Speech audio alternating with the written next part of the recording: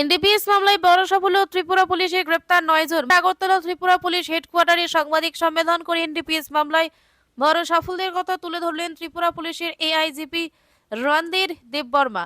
তিনি জানান, গত 15 ডিসেম্বর এনডিপিএস আইনে পরিচালিত অভিযানে রাজ্যের 3টি জেলা উত্তর ত্রিপুরা, উনকোটি ও ধলাই জেলা জুড়ে উল্লেখযোগ্য সাফল্য অর্জন করেছে ত্রিপুরা পুলিশ। এই অভিযানের মাধ্যমে মোট 9 জন অভিযুক্তকে গ্রেফতার করা হয়েছে। পাশাপাশি উদ্ধার হওয়া মাদকদ্রব্যের আনুমানিক বাজার মূল্য সংবাদ মাধ্যমের সামনে তুলে ধরেন তিনি। রণধীর দেববর্মা জানান, রাজ্যে মাদক কারবার রুখতে ত্রিপুরা পুলিশ কঠোর পদক্ষেপ গ্রহণ করেছে এবং ভবিষ্যতে এই ধরনের অভিযান আরও জোরদার করা হবে। তিনি আরো বলেন, সমাজ থেকে নেশার অভিশাপ দূর করতে পুলিশের পাশাপাশি সাধারণ মানুষের সহযোগিতা অত্যন্ত জরুরি। আজ 15 ডিসেম্বর 2025 তারিখে গোপন তথ্যের ভিত্তিতে উত্তর জেলা, ঊনকোটি জেলা এবং ধলাই জেলায় 3টি বিশেষ অভিযান পরিচালনা করা হয়েছে।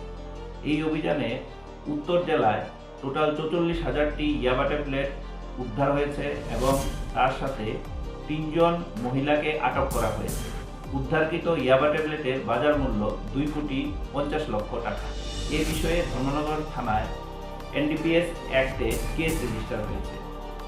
দ্বিতীয় অভিযানটি ঊনকোটি জেলায় হয়েছে এবং এই অভিযানে 26,000টি ইয়াবা ট্যাবলেট উদ্ধার হয়েছে এবং এই উদ্ধারকৃত ইয়াবা ট্যাবলেটের বাজার মূল্য আনুমানিক 1,50,00,000 টাকা এবং তার সাথে এই বিষয়ে 1 জন মহিলাকে আটক করা হয়েছে।